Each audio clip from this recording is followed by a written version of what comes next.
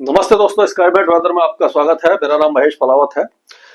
इस वीडियो में हम बात करेंगे कि जो पहाड़ों पर लगातार मूसलाधार बारिश हो रही है, बादल फट रहे हैं और बहुत ज्यादा जान माल का नुकसान हो रहा है। आपने देखा होगा कि पहले धराली में बादल फटा था, उसके बाद किश्तवाड़ में था, अभी फिर से ये जो शिमला वगैरह के आसपास में कुल्लू मनाली और ये रामबन में फिर से, रियासी में फिर से बादल फटा है। लगातार जो बादल फट रहे हैं और इस बार जो इंटेंसिटी और फ्रीक्वेंसी सबसे ज्यादा है और सबसे ज्यादा नुकसान देखने को मिल रहा है। तो पहले देखते हैं कि ये क्यों हो रहा है। तो ये जो बादल फटने की घटनाएं हो रही है वो क्या हो रहा है कि अब एक के बाद एक साइक्लोनिक सर्कुलेशन जो है वो बंगाल की खाड़ी में बनते हैं, लो प्रेशर एरिया बन करके ये उत्तर की तरफ जा रहे हैं। तो ये जो साइक्लोनिक सर्कुलेशन आप देख सकते हैं, ये आप देखो, ये हरियाणा और पंजाब के ऊपर बना हुआ है। इससे पहले ये थोड़ा सा पीछे था और वेस्टर्न डिस्टर्बेंस जो है वो सेंट्रल पाकिस्तान और पंजाब के उत्तरी इलाकों में बना हुआ है। तो ये जो दो वेदर सिस्टम है, इनके इंटरेक्शन से इसमें क्या हो रहा है कि आप देखेंगे कि हवाएं जो है यहां से, आप देखिए, ये पूरी ये अरब सागर से भी आ रही है और ये बंगाल की खाड़ी से भी आ रही है। तो नमी ये पहाड़ों पर लगातार पहुंच रही है। तो जब इस तरह की जो मॉइस्चर फीड होता है, वेस्टर्न डिस्टर्बेंस है और कोई वेदर सिस्टम बनता है, तो पहाड़ों पर भारी बारिश होने की संभावना बढ़ जाती है। तो वही देखने को मिल रहा है। और इस तरह का ये एपिसोड जो है, यानी कि जो एक तरह से आप कह सकते हैं कि वेदर सिस्टम का ये जो एक तरह से संगम है, वो लगातार देखने को मिला है। जुलाई के आखिर से लेकर के अगस्त के महीने में सबसे ज्यादा है और सितंबर के पहले 7 दिन भी इसी तरह की वेदर एक्टिविटी हो सकती है।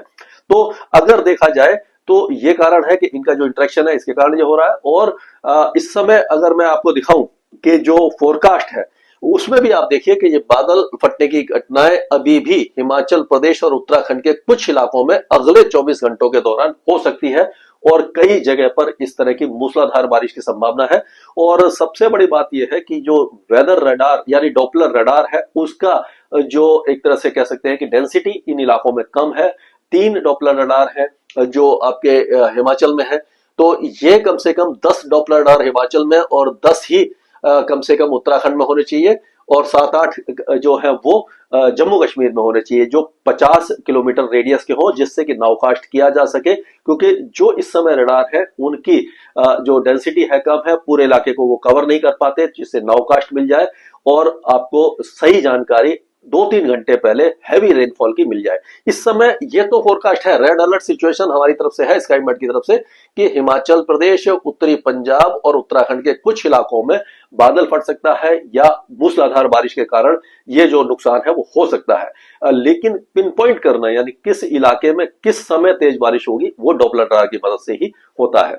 लेकिन ये आप मान के चलिए कि जब इस तरह की वेदर एक्टिविटी होती है तो आपको प्रिकॉशन लेने की बहुत ज्यादा जरूरत है। जैसे ही आपको दिखे, क्योंकि विजुअलाइज भी एक आदमी कर सकता है कि इस समय बहुत घने बादल बन रहे हैं, क्यूमुलोनिम्बस क्लाउड है, बिजली की गरज चमक हो रही है और उस समय तेज बारिश आने की आशंका है, तो उससे पहले ही आप किसी ऊंचे स्थान पर चले जाइए। अगर आप नदी या नाले या जो छोटे मोटे जो रिवरलेट्स वगैरह है, यानी कि जो छोटी नदियां हैं उसके आसपास है, तो वहां पर पानी एकदम बढ़ सकता है। क्योंकि जब ऊंचे पहाड़ों पर तेज बारिश होती है तो वहां से जो पानी है, ढलान जहां पर भी होता है, उसी इलाके में आ जाता है। और ये जो इतनी वेलोसिटी होती है, उसकी फोर्स इतनी ज्यादा होती है कि साथ में जितने भी पेड़ हैं, मिट्टी है, चट्टाने हैं, सबको अपने साथ बहाता हुआ लाता है। और वो जब निचले इलाकों में पहुंचता है तो वो एक तरह से फैल जाता है और काफी ज्यादा इलाके को वो नुकसान पहुंचाता है। और इस समय लगातार बारिश हो रही है, तो इससे क्या हो रहा है कि जो जमीन है वहां की सैचुरेटेड हो चुकी है, वहां पर पानी और ज्यादा, जमीन सोख नहीं पा रही है, तो कटाव हो रहा है।